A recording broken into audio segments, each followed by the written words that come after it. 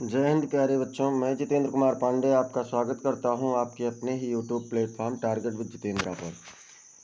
प्यारे बच्चों, इस समय हम लोगों का ट्रांसलेशन का सीरीज चल रहा है। इससे पहले पार्ट ऑफ स्पीच का सीरीज समाप्त हो चुका है, जिसमें नाउन, प्रोनाउन, ये सारी चीज़ें पढ़ा गया है। एडजेक्टिव, वर्ब, एडवर्ब, ये सब कुछ उसमें मतलब पूरा पार्ट ऑफ स्पीच का सब कुछ ख़त्म हो गया है।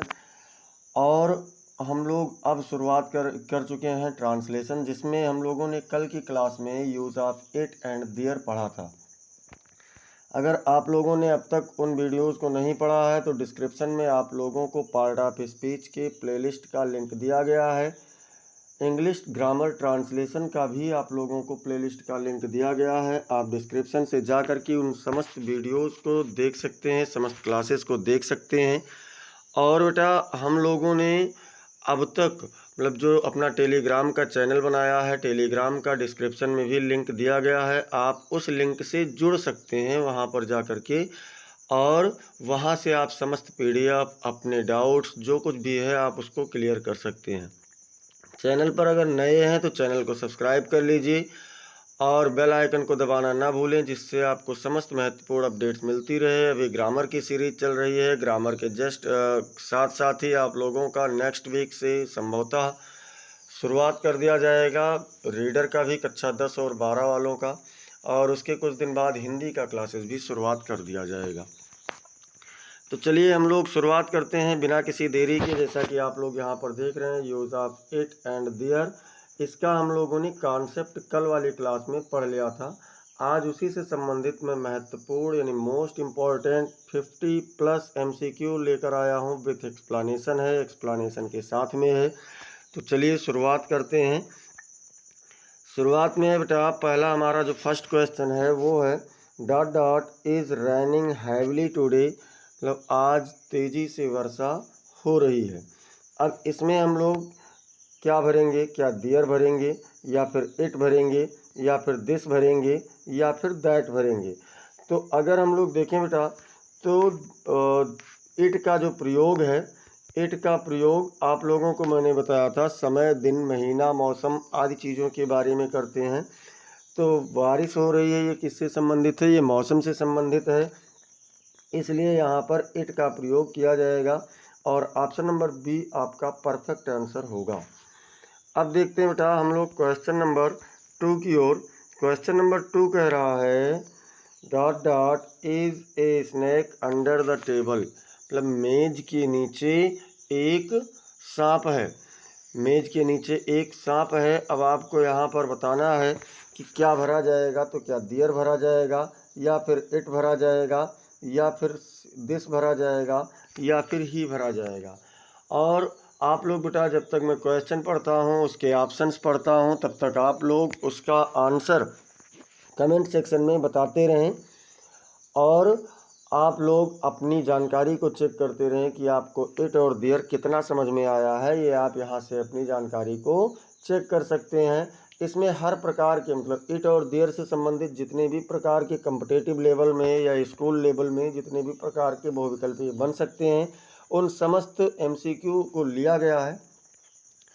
तो देयर वाले प्रयोग में हम लोगों ने बेटा पढ़ा था कि जब कोई वस्तु किसी वाक्य में किसी वस्तु का होना या ना होना पाया जाता है, या वस्तु की जो सटीक स्थिति है उसको बताने के लिए देयर का प्रयोग करते हैं।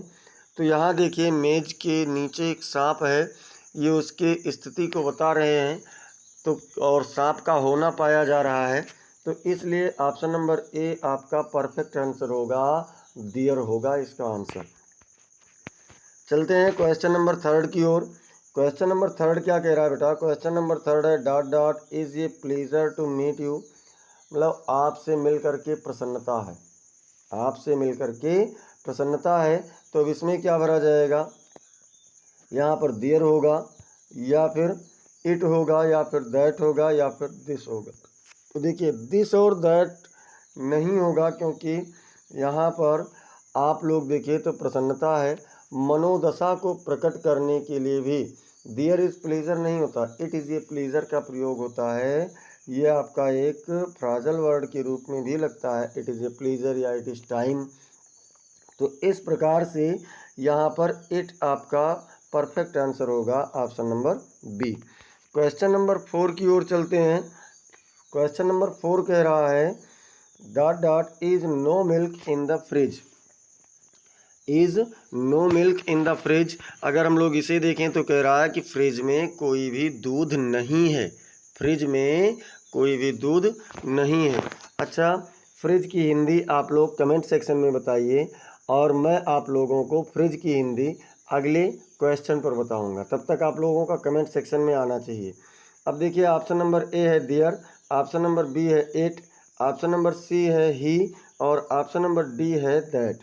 तो बेटा हमने क्या कहा कि किसी का होना या ना होना जब पाया जाएगा तो देयर का प्रयोग किया जाएगा।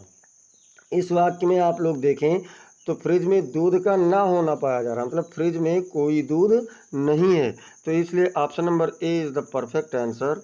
ठीक है, अब हम लोग चलते हैं क्वेश्चन नंबर 5 की ओर। क्वेश्चन नंबर 5 में है dot dot is cold outside, मतलब बाहर ठंडी है। तो भैया बाहर ठंडी है, अब क्या भरेंगे, दिस भरेंगे या देयर भरेंगे या इट भरेंगे या फिर दैट भरेंगे। तो बेटा अगर हम लोग बात करें तो जब मौसम की बात आती है, वेदर की बात आती है, तो इसके लिए हम लोग किसका प्रयोग करते हैं, इसके लिए हम लोग इट का प्रयोग करते हैं। और बाहर ठंडी है तो इसमें देखिए आप लोग, इसमें क्या है, इसमें आप लोगों का देख रहे हैं कि ये मौसम के बारे में बात हो रही है। Option number C is the perfect answer. अभी क्वेश्चन नंबर 4 पर मैंने पूछा था कि फ्रिज की हिंदी क्या होगी, तो बेटा फ्रिज की हिंदी प्रशीतक होता है। फ्रिज की हिंदी क्या होती है, प्रशीतक। हाँ, प्रशीतक होता है, मतलब ठंडा करने वाला या शीत करने वाला। अब देखते हैं क्वेश्चन नंबर 6 क्या कह रहा है। क्वेश्चन नंबर 6 है dot dot are 10 books on the self, मतलब सेल्फ मतलब होता है टार या छज्जा, तो कह रहे हैं कि या अटारी भी होता है, तो कह रहे हैं कि अटारी पर 10 किताबें हैं। अब क्या होगा, क्या इसमें देयर होगा या फिर इट होगा या फिर दे होगा या फिर दीज होगा। तो देखिए दीज आर होगा, तो दीज के साथ देखिए पहली बात तो इट के साथ आर नहीं होगा, तो इट को एलिमिनेट कर दीजिए, हटा दीजिए। अब दे के साथ भी आर होता है, देयर के साथ भी आर लग सकता है और दीज के साथ भी आर लग सकता है। तो दे बेटा यहाँ पर होगा नहीं, क्योंकि दे का प्रयोग सजीव के लिए होता है और 10 बुक्स जो है ये आपका निर्जीव है, इसलिए दे भी हट गया। दीज संकेत करने के लिए होता है। अब यहाँ पर देखिए अटारी के ऊपर या छज्जे के ऊपर या टार के ऊपर किताब की स्थिति को बताया जा रहा है, वाक्य में किताब का होना पाया जा रहा है, तो दीज भी नहीं होगा, संकेत नहीं दिया जा रहा है।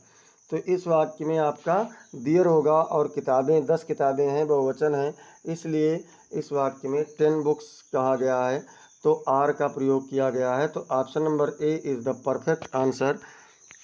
अब चलते हैं क्वेश्चन नंबर 7 की ओर। क्वेश्चन नंबर 7 क्या कह रहा है, डॉट डॉट है was an earthquake in the morning. Earthquake मतलब होता है भूकंप, यानी सुबह के समय एक भूकंप था। सुबह के समय एक भूकंप था। तो देखिए क्या इसमें देयर होगा या फिर इट होगा या फिर दैट होगा या फिर दिस होगा। तो अगर इसके अकॉर्डिंग बेटा बात करें तो भूकंप का होना सुबह के समय पाया गया। सुबह के समय क्या हुआ, भूकंप का होना पाया गया, इसलिए क्या करेंगे, देयर का प्रयोग करेंगे। There was an earthquake in the morning, सुबह के समय एक भूकंप था। ठीक है, तो भूकंप का होना इस वाक्य में पाया गया। इट का प्रयोग नहीं होगा, ये मौसम से संबंधित नहीं है। अर्थक्वेक क्या है, मौसम से संबंधित नहीं है। अब चलते हैं क्वेश्चन नंबर 8 की ओर। क्वेश्चन नंबर 8 कह रहा dot dot is known to all that she is, मतलब सबके द्वारा जाना जाता है या सब जानते हैं कि वह है इंटेलिजेंट, मतलब बुद्धिमान।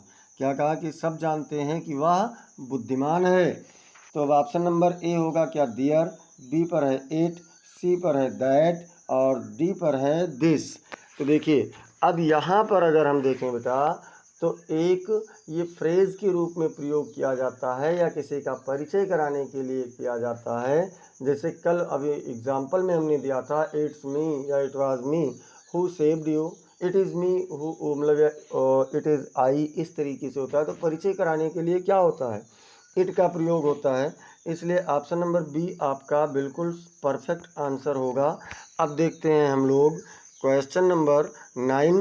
क्वेश्चन नंबर 9 कह रहा है डॉट डॉट है is not easy to win every match, मतलब प्रत्येक मैच जीतना आसान नहीं है। तो बेटा क्या यहाँ पर दियर होगा या फिर इट होगा या फिर दिस होगा या फिर दे होगा? तो देखिए दे का प्रयोग नहीं हो सकता क्योंकि दे के साथ आर लगता है, तो इसको एलिमिनेट कर दीजिए। अब देखिए बेटा जैसे कहते हैं ना कि it is very easy, it is not easy, या दियर का प्रयोग नहीं होता है। दियर का प्रयोग तब होता है जब वाक्य में किसी का होना या ना होना पाया जाए। तो यहाँ पर कोई ऐसा वाक्य है नहीं इसमें कि कोई चीज़ पाया जा रहा है। इसमें तो कह रहा है कि हर मैच को जीतना आसान नहीं है, तो इसलिए यहाँ पर प्रयोग किसका होगा? इट का होगा। Option number B is the perfect answer for question number 9। अब चलते हैं क्वेश्चन नंबर 10 की ओर। तो क्वेश्चन नंबर 10 क्या कह रहा है बेटा? क्वेश्चन नंबर 10 कह रहा है dot dot are many reasons to travel, मतलब यात्रा करने के कई कारण हैं। क्या कहा? कि यात्रा करने के कई कारण हैं। अब इसमें क्या दियर होगा या फिर इट होगा या फिर दिस होगा या फिर दैट होगा? तो पहली बात आप यहाँ पर एक चीज़ से भी एलिमिनेट कर सकते हैं अगर आप सटीक आंसर नहीं जानते। दैट के साथ दिस लगता है, इज़ लगता है प्रेजेंट में, दिस के साथ भी इज़ लगता है और इट के साथ भी इज़ लगता है, तो ये सारे हट गए। दूसरी चीज़ अगर हम नियम से देखें तो इस वाक्य में कई यात्रा करने के कई कारणों को पाया जा रहा है, इसलिए बेटा यहाँ पर दियर सही होगा। तो option number A is the perfect answer. आप लोग ये भी बताते रहें, आंसर तो आप लोग बता ही रहे हैं, और साथ ही साथ अगर कहीं पर कोई कन्फ्यूज़न हो रहा है तो आप उस कन्फ्यूज़न को भी बताते रहें। और समस्त लोग, सभी लोग टेलीग्राम से ज़रूर जुड़ जाएं। टेलीग्राम पे आप लोगों को कल रात में मैंने जो आप लोगों को यूज़ ऑफ बी वर्ब और हैव वर्ब पढ़ाया था उसका पीडीएफ प्रोवाइड कर दिया है। वहाँ से समस्त पीडीएफ दिए जाएंगे और आप लोगों के समस्त डाउट्स भी क्लियर किए जाएंगे। अब चलिए हम लोग चलते हैं क्वेश्चन नंबर 11 की ओर। क्वेश्चन नंबर 11 क्या कह रहा है? क्वेश्चन नंबर 11 है चूज़ द करेक्ट सेंटेंस। आपको सही वाक्य का चयन करना है। अब कह रहे हैं देयर इज़ रेनिंग नाउ, मतलब अभी वर्षा हो रही है। इट इज़ रेनिंग नाउ, अभी वर्षा हो रही है। इट आर रेनिंग नाउ, अभी वर्षा, मतलब इट आर रेनिंग, वर्षा हो रही है। और देयर आर रेनिंग, वर्षा हो रही है। तो देखिए इट आर गलत हो गया क्योंकि इट के साथ इज होता है, और वर्षा हो रही है मतलब मौसम से संबंधित बात की जा रही है। किससे संबंधित है? मौसम से संबंधित है, वेदर से संबंधित है। तो जब बेटा वेदर की बात आती है तो समय, दिन, महीना, मौसम तथा किसी बात को दृढ़ करने के लिए इट का प्रयोग करते हैं। तो इट के साथ में इज आपको यहाँ पर मिल रहा है, इट के साथ आर नहीं लगता, इसलिए इस वाक्य में आपका बी वाला परफेक्ट आंसर होगा इस क्वेश्चन में। अब चलते हैं क्वेश्चन नंबर 12 की ओर। क्वेश्चन नंबर 12 कह रहा स्पॉट द एरर, मतलब पहचान कीजिए गलती का। किसको? गलती को तलाशिए। कह रहे हैं there is 5 chairs in the room, कमरे में 5 कुर्सियां हैं। ऑप्शन नंबर ए कह रहा है देयर, ऑप्शन नंबर बी कह रहा है एज, ऑप्शन नंबर सी कह रहा है चेयर्स, ऑप्शन नंबर डी कह रहा है इन द रूम। अब अगर हम लोग बेटा बात करें तो देखिए क्या देयर पर कोई गलती है? तो नहीं है, क्योंकि कमरे में 5 कुर्सियों का होना पाया जा रहा है। और जब किसी चीज़ का होना या ना होना पाया जाएगा तो वहाँ पर देयर का प्रयोग होता है। तो देयर आपका सही है, इसमें कोई दिक्कत नहीं है। तो देयर वाला ऑप्शन यहाँ पर गलत नहीं हो, मतलब उत्तर नहीं होगा। अब बात करें तो कुर्सियाँ कितनी हैं? 5 चेयर्स, बहुवचन है ना, तो इसके साथ में क्या लगना चाहिए? आर लगना चाहिए, क्योंकि सब्जेक्ट जो है वो 5 चेयर्स हैं। आर लगना चाहिए लेकिन इज लगा है, इसलिए यही गलत जगह है, यही एरर है। और जो एरर है वही हमारा सही आंसर होगा। तो इसलिए ऑप्शन नंबर बी आपका परफेक्ट आंसर हो जाएगा। चेयर्स में या इन द रूम में कोई भी गलती नहीं है। अब चलते हैं क्वेश्चन नंबर 13 की ओर। क्वेश्चन नंबर 13 में फिल इन द ब्लैंक्स है dot dot is amazing how quickly time, मतलब आश्चर्यजनक है कि कितना शीघ्रतापूर्ण समय है। अब अगर हम लोग बेटा बात करें तो यहाँ पर टाइम पासेस मतलब कि समय कितनी तेज़ी से बीतता है। क्या कहा कि आश्चर्यजनक है, पासेस यहाँ पर भी है, समय कितना तेज़ी से बीतता है। क्या इसमें दियर भरा जाएगा या फिर इट भरा जाएगा या फिर दैट भरा जाएगा या फिर दीज भरा जाएगा। तो बेटा अगर हम बात करें तो देखिए समय की बात हो रही है कि समय कितनी तेज़ी से बीतता है। तो यहाँ पर जो समय की जब बात होती है तो समय के लिए किसका प्रयोग होता है, इट का प्रयोग होता है। इसलिए option number B is the perfect answer. अब हम लोग चलते हैं बेटा क्वेश्चन नंबर 14 की ओर। क्वेश्चन नंबर 14 क्या कह रहा है, क्वेश्चन नंबर 14 पर है डॉट डॉट, उसके बाद में वाज ये big crowd outside the stadium, मतलब स्टेडियम के बाहर एक बड़ी भीड़ थी। अब अगर हम बात करें कि क्या इसमें दियर होगा या फिर इसमें आप लोगों का इट होगा या फिर दैट होगा या फिर दिस होगा। तो बेटा अगर हम इस वाक्य के अकॉर्डिंग बात करें तो स्टेडियम के बाहर की ओर भीड़ का होना पाया जा रहा है, इसलिए ऑप्शन नंबर ए होगा, देयर होगा। जब किसी का होना या ना होना पाया जाए तो option number A is the perfect answer. अब चलते हैं क्वेश्चन नंबर 15 की ओर, और क्वेश्चन नंबर 15 देखिए क्या कह रहा है। क्वेश्चन नंबर 15 क्या कह रहा है, तो क्वेश्चन नंबर 15 बेटा कह रहा है, सॉरी कुछ थोड़ा सा टेक्निकल समस्या हो गई। क्वेश्चन नंबर 15 कह रहा है कि is my friend on the phone, मतलब फ़ोन पर मेरा मित्र है। तो क्या करेंगे, क्या इसमें इट का प्रयोग होगा या फिर देयर का प्रयोग होगा या फिर दैट का प्रयोग होगा या फिर दिस का। तो मैंने अभी आपको क्या बताया है कि जब कहीं पहचान कराने की आवश्यकता होगी तो इट का प्रयोग होगा। सपोज़ कीजिए आप किसी से बात कर रहे हैं और वो आपसे कह रहा है, मतलब किसी ने पूछा कौन है, तो क्या कहेंगे, मैंने कहा था ना कि इट इज़ माई फ्रेंड्स, आप दियर का प्रयोग नहीं करेंगे। तो जब पहचान कराने की बात होती है तो इट का प्रयोग होता है। और आप बता रहे हैं कि फ़ोन पर कौन है, किसी ने पूछ लिया फ़ोन पर कौन है, तो आप बताएंगे मेरा मित्र है। तो इसलिए ऑप्शन नंबर ए का प्रयोग होगा। पहचान कराने के लिए किसका प्रयोग होगा, आपका इट का प्रयोग होगा। अब चलते हैं बेटा क्वेश्चन नंबर 16 की ओर, और क्वेश्चन नंबर 16 आपसे क्या कह रहा है। क्वेश्चन नंबर 16 कह रहा है dot dot seems he is not interested, प्रतीत होता है कि वह रुचिपूर्ण नहीं है या इसमें बहुत इंटरेस्टेड नहीं है। क्या इसमें दियर का प्रयोग होगा या फिर इट का प्रयोग होगा या फिर दिस का प्रयोग होगा या फिर दैट का प्रयोग होगा। तो बेटा दियर का प्रयोग तब होता है जब किसी का होना या ना होना पाया जाता है। तो इसमें ऐसी कोई चीज़ नहीं मिल रही है, इसमें ऐसी कोई चीज़ नहीं मिल रही है। और अगर हम और थोड़ा सा बात करें तो इट सीम्स बेटा आपका प्रयोग किया जाता है, दियर सीम्स का प्रयोग नहीं होता है, दिस दैट यहाँ पर नहीं होगा। Option number B is the perfect answer, B आपका पूर्ण उत्तर होगा। चलते हैं क्वेश्चन नंबर 17 की ओर। क्वेश्चन नंबर 17 क्या कह रहा है, क्वेश्चन नंबर 17 है dot dot is no time to explain, मतलब समझाने के लिए कोई भी समय नहीं है। तो अब अगर हम इसमें बात करें तो क्या दियर होगा या फिर आपका इट होगा या फिर दैट होगा या फिर दिस होगा। तो बेटा इसमें हम अगर देखें तो देखिए टाइम की बात हो रही है, मतलब कोई समय नहीं, समझाने का कोई समय नहीं है। तो समय के लिए वैसे भी आपका किसका प्रयोग किया जाता है, इट का प्रयोग किया जाता है, और इट है ऑप्शन नंबर बी पर, यह आपका करेक्ट आंसर होगा। क्वेश्चन नंबर आप देखिए 18 कह रहा है चूज द करेक्ट सेंटेंस, मतलब आप सही वाक्य का चयन कीजिए। इट आर रैनिंग आउटसाइड, बाहर की ओर वर्षा हो रही है, या फिर इट इज़ रैनिंग आउटसाइड, बाहर की ओर वर्षा हो रही है, या देयर इज़ स्नोइंग, या फिर दे इज़ रैनिंग। अब देखिए दे इज़ रैनिंग मतलब वह बरस रहे हैं, तो ये तो सीधे गलत हो गया। वैसे भी दे के साथ इस है तो ये गलत हो जाएगा। देयर इज़ स्नोइंग मतलब बाहर बर्फ़ गिर रही है, बर्फ़ गिरना मौसम से संबंधित है, तो देयर भी गलत हो गया।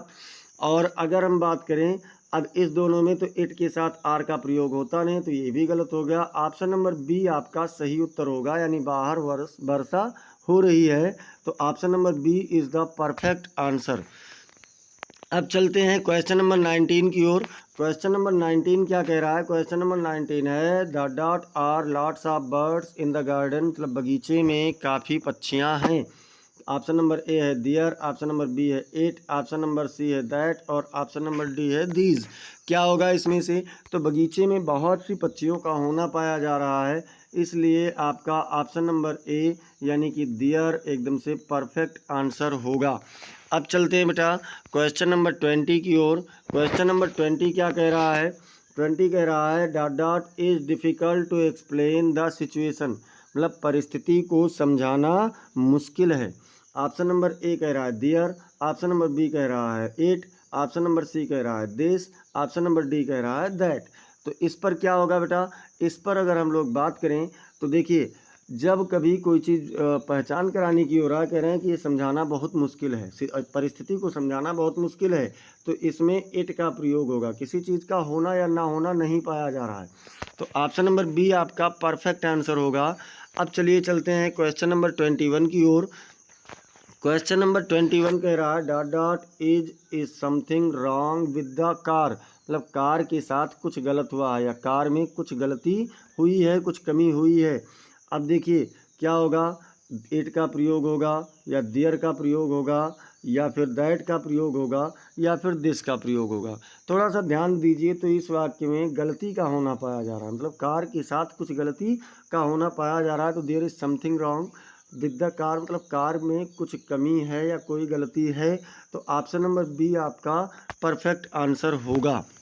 जब कुछ होना या ना होना पाया जाएगा तो वहाँ पर बेटा आपका देयर का प्रयोग होगा। क्वेश्चन नंबर 22 देखते हैं।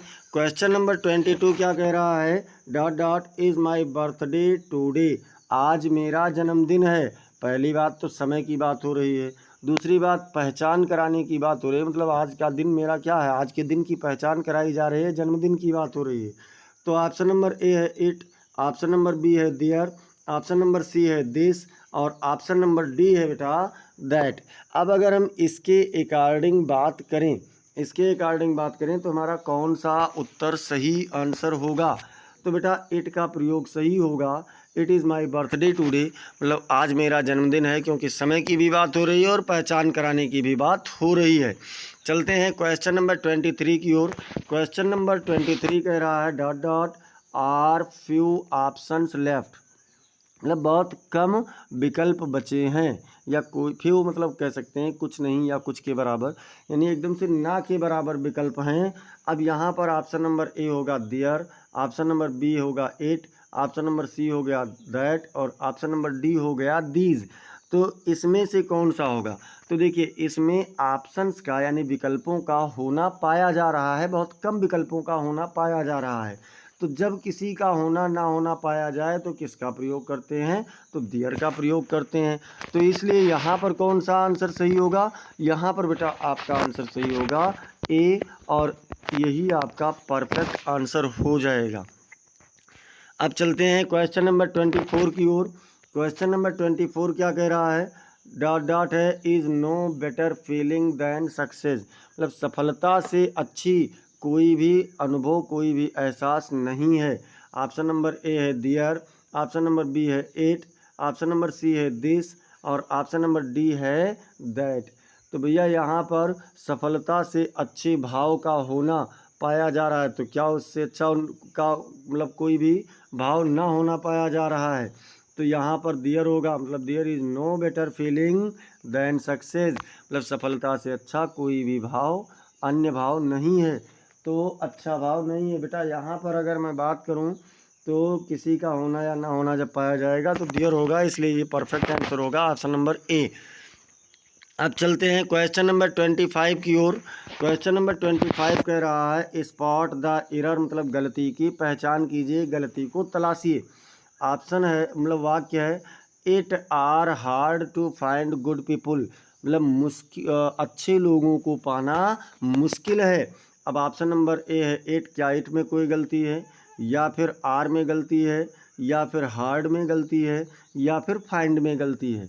तो बेटा अगर हम बात करें तो देखिए इट आपका बिल्कुल लगेगा, क्योंकि बात कर रहे हैं मुश्किल होने की। जब मुश्किल होने की बात होती है तो वहाँ पर इट इज़ वेरी हार्ड होता है या इट इज़ हार्ड होता है, ठीक है, या इट इज़ ईजी होता है। इस तरीके से इट का प्रयोग सही है, तो ये ऑप्शन आपका गलत नहीं होगा।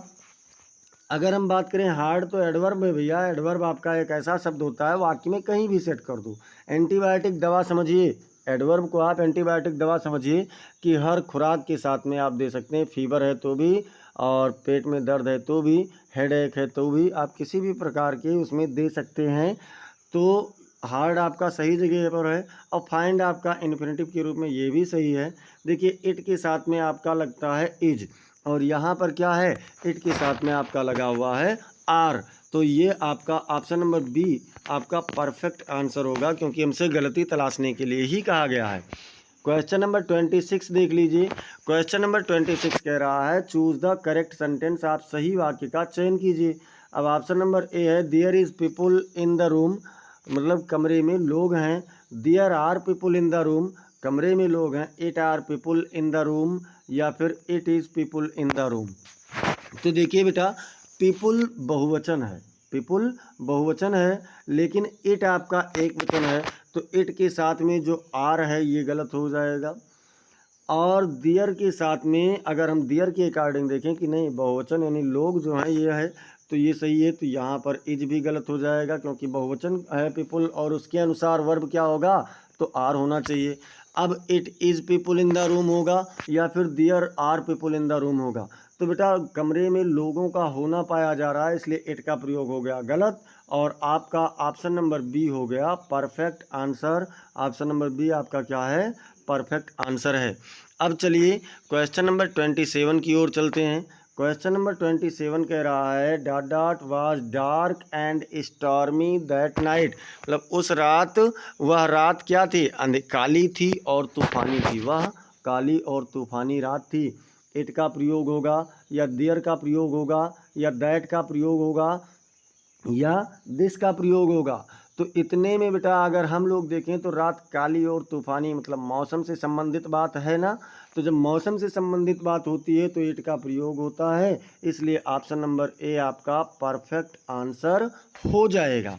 अब चलते हैं बेटा क्वेश्चन नंबर 28 की ओर। और क्वेश्चन नंबर 28 कह रहा है dot dot are my jobs available in take.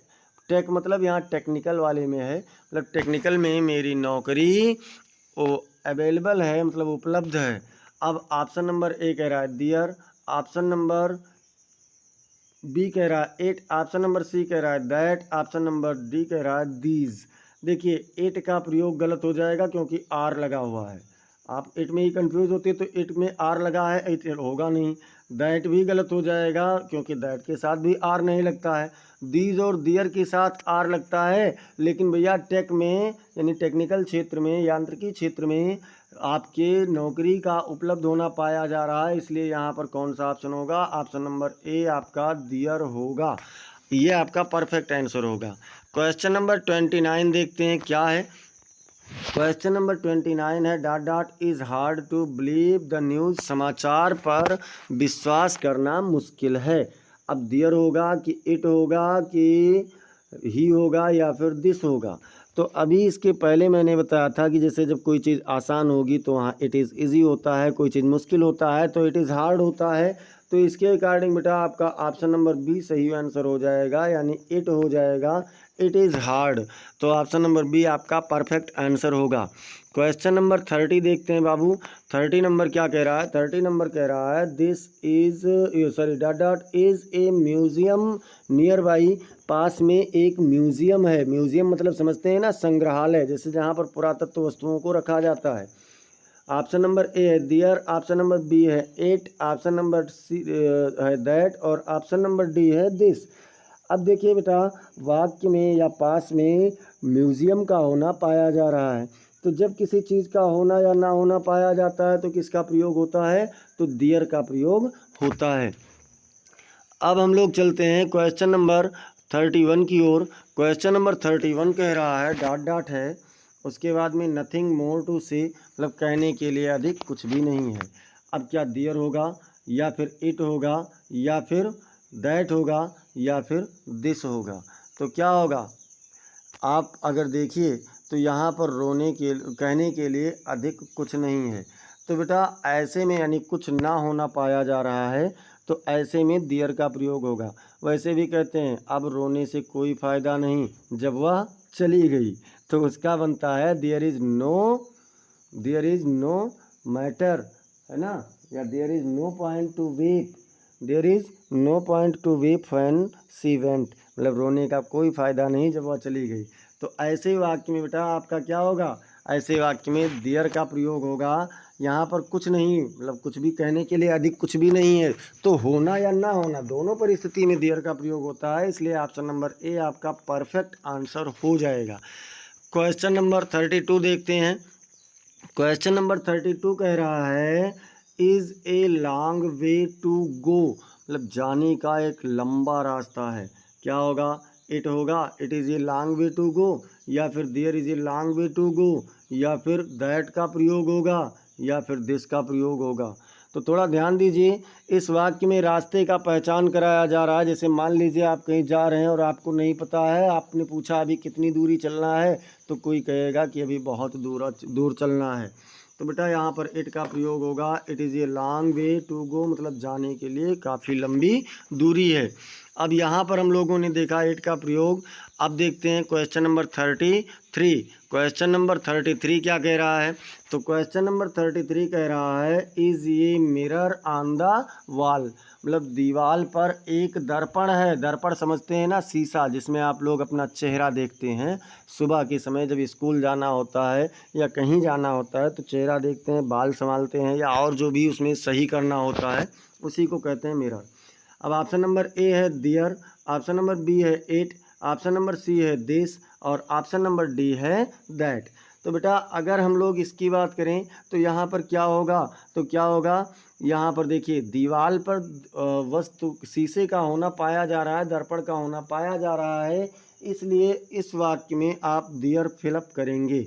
तो ऑप्शन नंबर ए आपका परफेक्ट आंसर है, ऑप्शन नंबर ए आप लोगों का परफेक्ट आंसर है। अब चलिए देखते हैं क्वेश्चन नंबर 34 क्या कह रहा है। क्वेश्चन नंबर 34 कह रहा है dot dot is no denying the truth, मतलब सत्यता से कोई भी मना नहीं करता है या मना नहीं किया जाता। तो क्या इट होगा या फिर देयर होगा या फिर दैट होगा या फिर दिस होगा। कहने का मतलब कि सत्य, जैसे कहते हैं ना सही से कोई नहीं बच सकता, सत्य से कोई नहीं बचता है, तो वही चीज़ यहाँ पर कहा गया है। तो बेटा क्या होगा, इट इज़ नो डिनाइंग होगा या फिर देयर इज़ नो डिनाइंग होगा।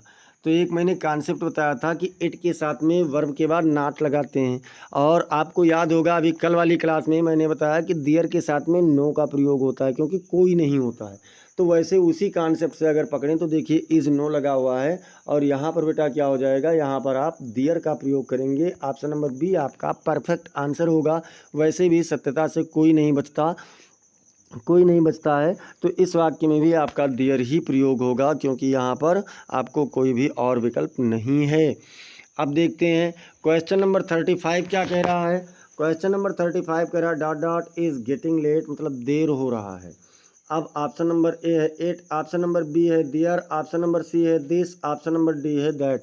सभी लोग बेटा सभी लोग आंसर करते रहें, आंसर सब लोग रेगुलर करते रहें और जल्दी जल्दी, मतलब जैसे समझ लीजिए आपको ये होना चाहिए कि देखिए मेरा कितना सही जा रहा है और मैं मतलब कितनी जल्दी आंसर कर पा रहा हूँ। तो आप लोग एक्यूरेसी के साथ साथ टाइम का भी विशेष ध्यान रखा कीजिए। 35 नंबर कह रहा है कि क्या होगा, इट इज़ गेटिंग लेट। तो बेटा यहाँ पर वैसे भी समय की बात हो रही है इसलिए यहाँ पर इट का ही प्रयोग होगा और ऑप्शन नंबर ए आपका परफेक्ट आंसर हो जाएगा। अब हम लोग देखते हैं क्वेश्चन नंबर 36 क्या कह रहा है। तो 36 कह रहा है dot dot is a cat sleeping under the table, मतलब मेज़ के नीचे एक बिल्ली सो रही है। अगर हम इस अकॉर्डिंग बात करें कि मेज़ के नीचे एक बिल्ली सो रही है तो भैया बिल्ली मेज के नीचे है, देयर लगेगा कि इट लगेगा कि दैट लगेगा कि ही लगेगा। वाक्य में बिल्ली का होना पाया जा रहा है इसलिए आपका देयर ही सही आंसर होगा। अब चलते हैं क्वेश्चन नंबर 37 की ओर। क्वेश्चन नंबर 37 क्या कह रहा है, डॉट डॉट है is an honour to meet you मतलब आपसे मिलकर प्रसन्नता हुई। तो क्या इट होगा या दियर होगा या दिस होगा या दैट होगा। तो बेटा क्या कहते हैं, आपसे मिलकर प्रसन्नता हुई, थोड़ा सा परिचय बता रहे हैं, पहचान बता रहे हैं या प्रसन्नता बता रहे हैं आप क्या। तो it is an honour to meet you मतलब आपसे मिलकर प्रसन्नता। दियर का प्रयोग यहाँ पर नहीं होगा। अब देखते हैं क्वेश्चन नंबर 38 क्या कह रहा है। क्वेश्चन नंबर 38 कह रहा है dot dot are many kinds of animals in the zoo. चिड़ियाघर में कई प्रकार के जानवर हैं। क्या कहा कि चिड़ियाघर में कई प्रकार के जानवर हैं। तो क्या दियर होगा या इट होगा या दैट होगा या फिर दीज होगा। तो बेटा यहाँ पर दियर का प्रयोग होगा क्योंकि जानवरों का होना पाया जा रहा है। Option number A is the perfect answer. चलते हैं क्वेश्चन नंबर 39 की ओर। क्वेश्चन नंबर 39 क्या कह रहा है dot dot seems like a bad idea. एक बुरे विचार के रूप में प्रतीत होता है। अब क्या होगा, क्या यहाँ पर इट होगा या फिर यहाँ पर दियर होगा या फिर यहाँ पर दैट होगा या फिर यहाँ पर दिस होगा। तो क्या होगा बेटा यहाँ पर, तो यहाँ पर अगर हम देखें तो मैंने बताया इट सीम्स होता है, दियर सीम्स नहीं होता है, इसलिए ऑप्शन नंबर ए आपका परफेक्ट आंसर होगा। क्वेश्चन नंबर 40 देखते हैं। क्वेश्चन नंबर 40 कह रहा है dot dot is hope even in difficult times मतलब कि बुरे या मुश्किल समय में भी आशा होती है। तो क्या होगी, अब यहाँ पर देखिए क्या दियर का होगा या इट का होगा या दिस का होगा या दैट का होगा, कौन सा होगा।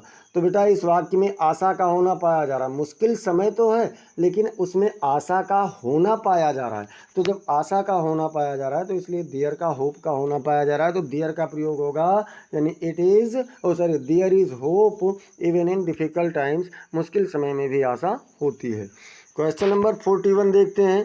क्वेश्चन नंबर 41 कह रहा है कि are many benefits of learning English. अंग्रेजी सीखने के कई फ़ायदे हैं। ऑप्शन नंबर ए है देयर, ऑप्शन नंबर बी है इट, ऑप्शन नंबर सी है दिस और ऑप्शन नंबर डी है दैट। तो इसमें क्या होगा बेटा, देखिए अब यहाँ थोड़ा सा दिमाग से एलिमिनेट करते हुए चलिए। आर लगा है, आर लगा है मतलब दैट के साथ होगा नहीं, दिस के साथ होगा नहीं और इट के साथ में भी आर नहीं होता है।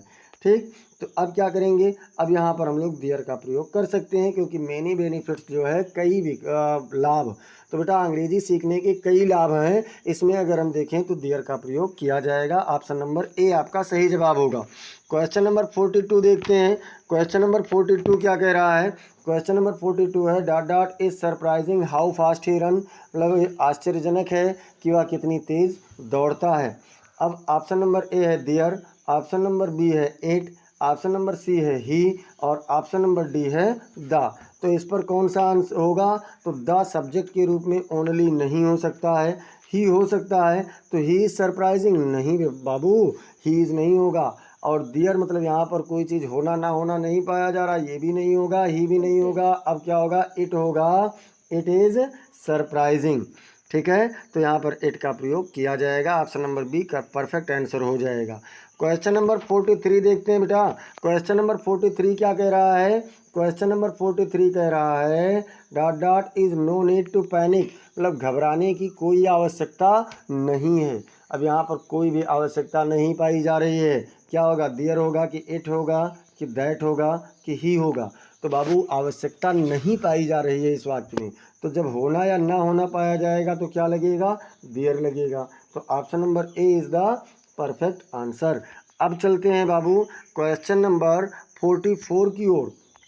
क्वेश्चन नंबर 44 कह रहा है was an earthquake last night पिछले रात एक अर्थक्वेक था यानी भूकंप था।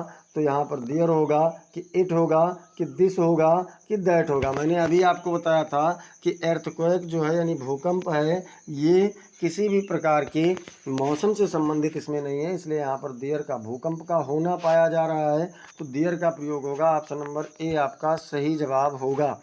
अब चलते हैं बेटा क्वेश्चन नंबर 45 की ओर। क्वेश्चन नंबर 45 क्या कह रहा है। क्वेश्चन नंबर 45 कह रहा है dot dot is hard to believe this story. इस कहानी पर विश्वास करना मुश्किल है। तो कोई भी चीज़ मुश्किल होगा या इजी होगा तो क्या लगता है कमेंट में बताइए। ऑप्शन नंबर ए है देयर, ऑप्शन नंबर बी है इट, ऑप्शन नंबर सी है ही और ऑप्शन नंबर डी है दैट। तो बेटा इसमें अगर हम लोग देखें तो इट का प्रयोग आपका सही होगा। ऑप्शन नंबर बी आपका सही आंसर होगा। अब चलते हैं बेटा क्वेश्चन नंबर 46 की ओर। 46 क्या कह रहा है? क्वेश्चन नंबर 46 कह रहा है are 5 apples in the basket, मतलब टोकरी में 5 सेब हैं। अब देयर का प्रयोग होगा कि इट का प्रयोग होगा कि दे का प्रयोग होगा या फिर दिस का प्रयोग होगा। तो बेटा देखिए सेबों का होना पाया जा रहा है टोकरी में, इसलिए यहाँ पर देयर का प्रयोग होगा। इट के साथ वाज मतलब आर होगा नहीं, दिस के साथ भी आर नहीं होगा, और सेब कोई व्यक्ति नहीं है इसलिए दे का प्रयोग भी नहीं होगा। अब देखते हैं क्वेश्चन नंबर 47।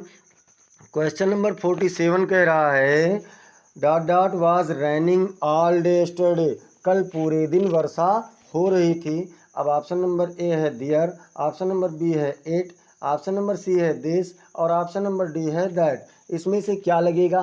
तो बाबू कल पूरे दिन वर्षा हो रही थी, मौसम की बात की जा रही है और मौसम के लिए किसका प्रयोग होता है? इट का प्रयोग होता है। तो option number B is the perfect answer. अब चलते हैं क्वेश्चन नंबर 48 की ओर। क्वेश्चन नंबर 48 क्या कह रहा है? Dot is nothing we can do now, मतलब कुछ नहीं है जो अब हम कर सकते हो। तो यहाँ पर अगर देखें बेटा तो क्या लगेगा? देयर का होगा या फिर इट होगा या फिर दैट होगा या फिर दिस होगा। तो बाबू इसमें कुछ भी नहीं होना पाया जा रहा है। होना ना होना जब अगर हो तो किसका प्रयोग करेंगे? देयर का। इसलिए ऑप्शन नंबर ए आपका परफेक्ट आंसर है। अब चलते हैं क्वेश्चन नंबर 49 की ओर। क्वेश्चन नंबर 49 क्या कह रहा है? क्वेश्चन नंबर 49 डॉट है known to everyone that he is honest, मतलब हर कोई जानता है कि वह ईमानदार है। अब ऑप्शन नंबर ए है दियर, ऑप्शन नंबर बी है इट, ऑप्शन नंबर सी है दैट और ऑप्शन नंबर डी है ही। तो जब पहचान कराने की बात होती है तो किसका प्रयोग किया जाता है? तो वहाँ पर आप लोगों का इट का प्रयोग होता है। तो इसलिए यहाँ पर क्या है? वह ईमानदार है, ये सबको पता है। तो ऑप्शन नंबर बी आपका परफेक्ट आंसर होगा, इट आपका सही उत्तर होगा। अब चलते हैं क्वेश्चन नंबर 50 की ओर। क्वेश्चन नंबर 50 क्या कह रहा है? क्वेश्चन नंबर 50 है dot are birds flying in the sky, मतलब पक्षियाँ आकाश में उड़ रही हैं। अब यहाँ पर दियर होगा कि इट होगा कि दिस होगा कि दैट होगा। तो पहली बात तो वाक्य में पक्षी का होना पाया जा रहा है, इस प्रकार से भी हो जाएगा। दूसरी चीज़ दैट, दिस और इट के साथ में आर का प्रयोग नहीं होगा, इस प्रकार से भी आप प्राप्त कर सकते हैं। क्या उत्तर? दियर। ऑप्शन नंबर ए आपका परफेक्ट आंसर होगा। अब चलते हैं बेटा क्वेश्चन नंबर 51 की ओर। क्वेश्चन नंबर 51 क्या कह रहा है? क्वेश्चन नंबर 51 कह रहा है आइडेंटिफाई द करेक्ट सेंटेंस, सही वाक्य का पहचान कीजिए। देयर इज़ रेनिंग हैवली, मतलब तेज़ी से वर्षा हो रही है। इट इज़ रेनिंग हैवली, तेज़ी से वर्षा हो रही है। इट आर रेनिंग, मतलब बारिश हो रही है। देयर आर रेनिंग, बारिश हो रही है। तो पहली बात मैं बता दूं बेटा, इट के साथ आर नहीं लगेगा, ये गलत हो गया। दूसरी चीज़ देयर नहीं लगेगा वर्षा के लिए, क्योंकि वर्षा मौसम से संबंधित है। अब यहाँ पर ऑप्शन आपका हो जाएगा B number, B for boy is the correct answer.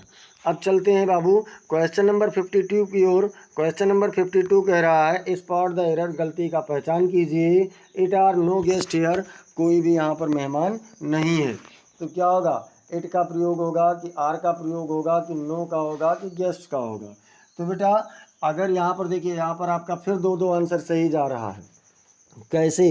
क्योंकि जब किसी का होना या नहीं होना पाया जाता है तो देयर का प्रयोग होता है। इस वाक्य में इट का प्रयोग हुआ तो ये आपका एरर है। दूसरी चीज़ इट के साथ में अगर मान लीजिए इट को हम सही भी मान लें तो वहाँ पर इट के साथ में क्या होता है? आर होता है।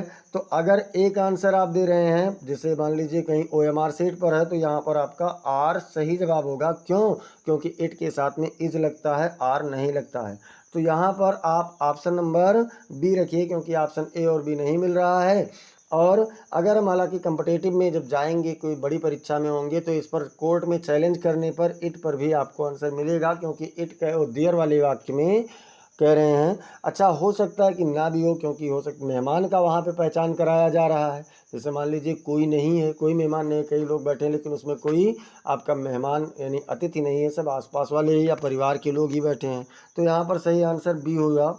अब देखते हैं क्वेश्चन नंबर 53 क्या कह रहा है? क्वेश्चन नंबर 53 कह रहा है choose the best substitute. Substitute मतलब कि उसका उप, अर्थात उतना ना कह करके हम उसके लिए कुछ और क्या कह सकते हैं। तो कह रहे हैं there is 10 boys in the class. कक्षा में 10 लड़के हैं। अब यहाँ पर पहली बात तो एरर है, उसको सही करना है। देयर के मतलब 10 बॉयज़ हैं, 10 लड़के हैं, तो उसके लिए क्या लगेगा, आर लगेगा। उसके बाद क्या लगेगा बेटा, आर लगेगा। अब देखिए इट इज़ 10 बॉयज़ हैं, या फिर देयर आर 10 बॉयज़ होगा, या फिर देयर आर 10 बॉयज़ होगा, या फिर इट आर 10 बॉयज़ होगा। तो देखिए इट के साथ आर नहीं लगेगा, गलत हो जाएगा। 10 बॉयज़ हैं, बहुवचन हैं, ये भी आपका नहीं, इट का प्रयोग यहाँ नहीं होगा। लड़कों का 10 लड़कों का होना पाया जा रहा है। और मुझसे एरर हो गया है टाइपिंग में, मतलब मैंने ऑप्शन नंबर बी और सी दोनों एक ही कर दिया है। तो यही बेटा आपका सही आंसर हो जाएगा, दोनों एक समान आंसर हो गया है। चलिए ठीक है, चलते हैं क्वेश्चन नंबर 54 की ओर। क्वेश्चन नंबर 54 क्या है, चूज द करेक्ट सेंटेंस। सही वाक्य का चयन कीजिए। It is a library in this street. इस गली में एक पुस्तकालय है। या फिर there is a library in this street. इस गली में एक पुस्तकालय है। या फिर it is books in the bag, मतलब किताब, सॉरी थैले में, बैग में किताबें हैं। या फिर it are library in the street, मतलब गली में पुस्तकालय है। तो इट के साथ जहाँ जहाँ आ रहे काट दीजिए। अब देखिए अब उसके बाद में it is books in the bag, तो भैया बैग में किताबों का होना पाया जा रहा है, तो डियर होगा, ये भी काट दीजिए। और इट इज़ ए लाइब्रेरी, इस वाक्य में गली में एक पुस्तकालय का होना पाया जा रहा है, इसलिए यहाँ पर डियर वाला ऑप्शन बिल्कुल सही होगा। Option number B is the perfect answer. अब चलते हैं क्वेश्चन नंबर 55 की ओर। क्वेश्चन नंबर 55 कह रहा है फिल इन द ब्लैंक, रिक्त स्थान की पूर्ति कीजिए। Dot dot is a lot of pressure on in this job, मतलब इस नौकरी में बहुत ज़्यादा दबाव है। अब क्या इट होगा, या फिर देयर होगा, या फिर दैट होगा, या फिर दिस होगा।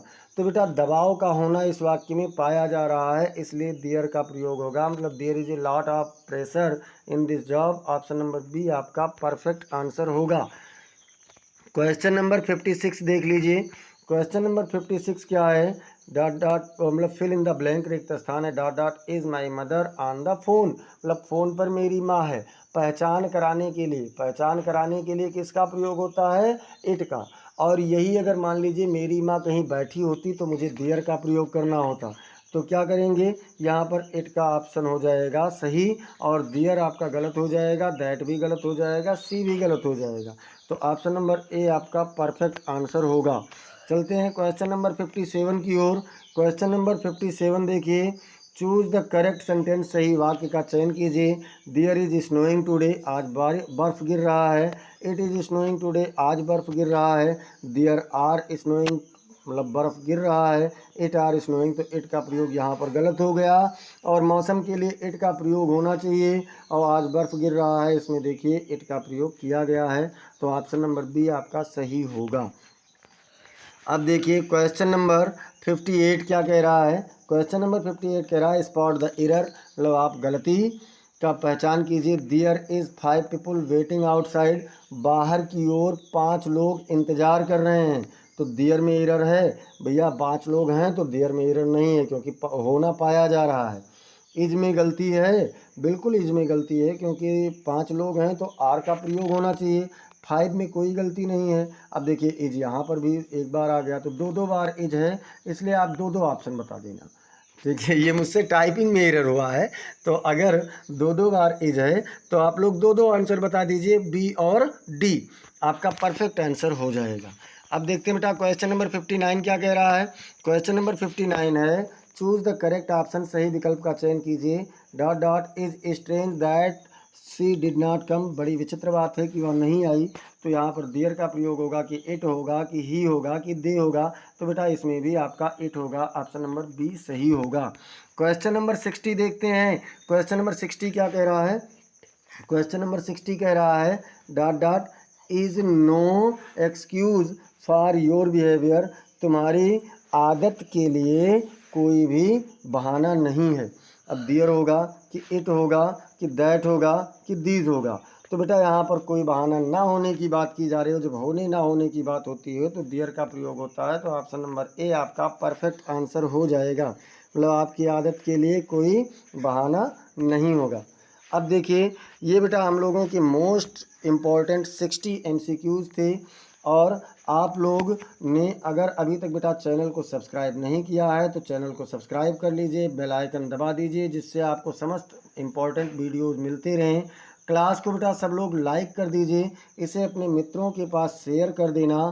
कमेंट सेक्शन में आप लोग ये एक चीज़ ये बताएं कि आपके कितने आंसर सही गए हैं, क्लास आपको कैसी लगी है। और अगर कोई अगला टॉपिक पढ़ाना है, जैसे कल कुछ बच्चों ने मुझसे डिमांड किया था कि सर जी कक्षा 10 और 12 का इंग्लिश का रीडर शुरू कीजिए, तो बेटा मेरी आशा है कि वो 25 अप्रैल के बाद से मैं लगभग शुरू कर दूंगा आपका बुक भी। और उसकी टाइमिंग आप लोग कमेंट के माध्यम से भी बता दीजिएगा कि कौन सा टाइम रखा जाए, किस टाइम पर रखा जाए जब आप लोग फ्री हों और उस समय आप लोग देख सकें। और आप लोगों को बता दें, टेलीग्राम का लिंक आप लोगों का डिस्क्रिप्शन में दिया गया है। पूर्व के वीडियोस के, यानी कि जैसे आपका पार्ट ऑफ स्पीच है उसके प्लेलिस्ट की लिंक है और ट्रांसलेशन की लिंक है, ये सब आपको डिस्क्रिप्शन में दिया गया है, आप वहाँ से देख सकते हैं। और टेलीग्राम वाले उससे ज़रूर जुड़ जाएं, वहाँ पर आपको समस्त PDF प्रोवाइड किए जाएंगे, क्लास नोट्स प्रोवाइड किया जाएगा और आपके डाउट्स भी क्लियर कराए जाएंगे। फिर मिलते हैं हम लोग अगली क्लास में कुछ इम्पोर्टेंट टॉपिक के साथ। तब तक के लिए जय हिंद, जय भारत।